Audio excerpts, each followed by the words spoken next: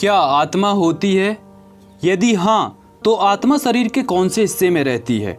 और यदि नहीं, तो ऐसा क्या है जिसके निकल जाने पर इंसान या किसी जीव की मृत्यु हो जाती है?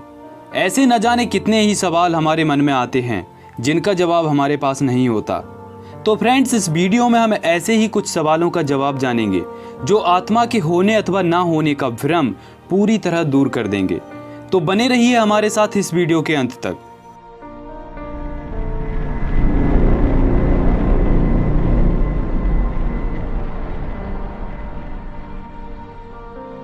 हमारे शरीर या किसी भी जीव जंतुओं में आत्मा नाम की कोई चीज नहीं होती। जिसे हम आत्मा कहते हैं वह एक चेतना है या ऊर्जा का संचार तंत्र है जो हमारे शरीर में निरंतर संचारित होता रहता है। यह ऊर्जा ही चेतना है और चेतना ही ऊर्जा है। शरीर में चेतना का संचार तब तक संचारित रहता है जब तक कि हमारे गतिशील शरीर रूपी मशीनरी को ऊर्जा मिलती रहे।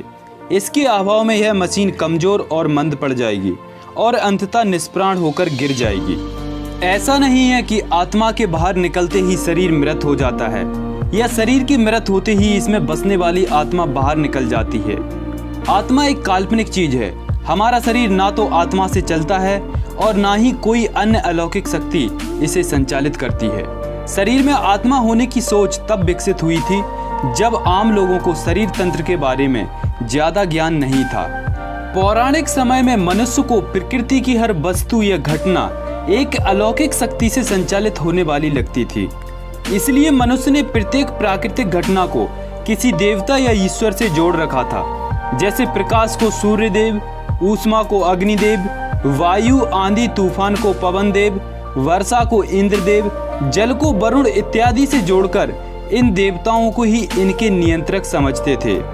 उस समय जब विज्ञान ने इतनी उन्नति नहीं की थी, तब मानव को शरीर तंत्र के बारे में इतनी जानकारी नहीं थी, जिसके कारण हम शरीर को अलौकिक शक्ति द्वारा संचालित एक आत्मा युक्त देह समझते थे। मगर आज विज्ञान ने शरीर की इस जटिलता को बहुत अच्छी तरह समझ लिया है और विज्ञान के पास सारे जवाब हैं। मगर विज्ञान की शब्दावली आम लोगों की समझ से परे है। फलस्वरूप हम आम लोग शरीर तंत्र को अभी भी नहीं समझ पाए हैं। विगत काल तक तो वैज्ञानिक भी कई धारणाओं को आम लोगों तक समझाने में सफल नहीं हुए, मगर आज सब कुछ संभव है। विज्ञान के पास शरीर में आत्मा की अस्तित्वहीनता के बारे में बहुत सारे प्रमाण हैं। फिर भी आज विज्ञान के दौर में भी शिक्षित वर्ग का बड़ा समूह आत्मा और पुनर्जन्मों में उलझा हुआ है। आत्मा के बारे में धार्मिक लोगों के विचार हैं कि आत्मा अजर अमर है। इसे ना अग्नि जला सकती है और ना जल डुबो सकता है। इसे किसी शस्त्र से भी नहीं काटा जा सकता, तो ना ही इसे हवा उड़ा सकती है। इस प्रकार इनकी धारणा है कि आत्मा ना कभी मरती है और ना कभी जन्म लेती है। इस विचार से तो हमारे शरीर की गतिशीलता का कारण आत्मा ही है। फिर तो पेड़ पौधे भी सजीव हैं। उनकी आत्मा के बारे में धार्मिकों का क्या विचार है? और बहुत से पेड़ पौधे तो ऐसे भी होते हैं जिनका एक छोटा पार्ट काटकर भी मिट्टी में दबा दो तो वो एक अलग नया पेड़ का आकार ले लेगा। इस हिसाब से तो आत्मा को कई हिस्सों में बांटा भी जा सकता है। एक आत्मा से कई नई आत्माएं बनाई जा सकती हैं। लेकिन फिर धार्मिक लोगों के अनुसार तो आत्माएं जन्म लेती ही नहीं। पर इस प्रकार तो हम आत्माओं की फैक्ट्री खोल सकते हैं और कई नई आत्माएं पैदा कर सकते हैं। हमारे शरीर की गतिशीलता के आधार पर हम यह कह सकते हैं कि आत्मा भी गतिशील लक्षण वाली है। तब वह पेड़ पौधों को एक स्थान से दूसरे स्थान पर गति क्यों नहीं प्रदान करती है? पेड़ को बार बार काटे जाने पर भी प्रायः आत्मा उसका साथ नहीं छोड़ती है, मगर निश्चित सीमा से अधिक मनुष्य के अंग भंग कर दिए जाएं तो वह निष्प्राण हो जाएगा। ऐसा क्यों?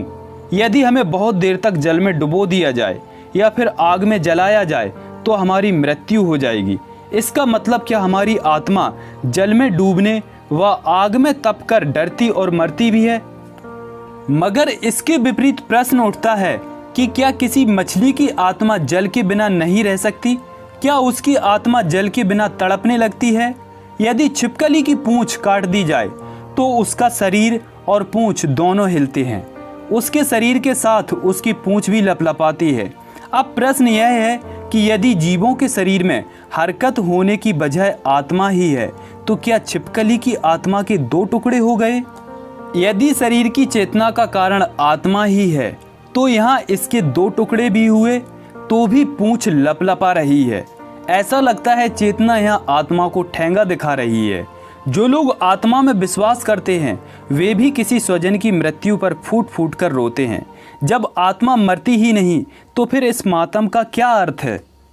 दरअसल लोगों को स्वयं के विश्वासों पर भी भरोसा नहीं है। ये बेकार के विश्वास भी उन्हें कठिन परिस्थितियों में आराम नहीं देते।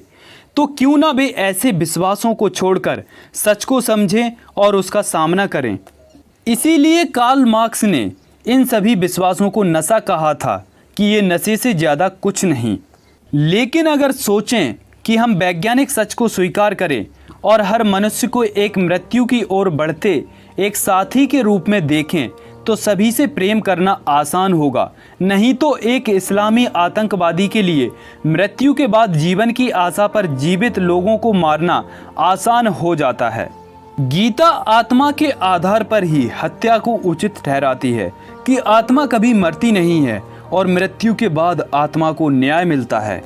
जब लोग ये समझेंगे कि मृत्यु के बाद कुछ भी नहीं, तब जाकर समाज में दबे कुचले लोगों के लिए न्याय की बात इसी जीवन में पृथ्वी पर ही संभव हो गई। क्योंकि तब मरने वाले और मारने वाले किसी के भी पास मृत्यु के बाद स्वर्ग या नर्क मिलने की आशा या परमात्मा के न्याय की आशा नहीं होगी। आई होप आपको वीडियो पसंद आया होगा, तो वीडियो को कीजिए लाइक और ज़्यादा से ज़्यादा शेयर।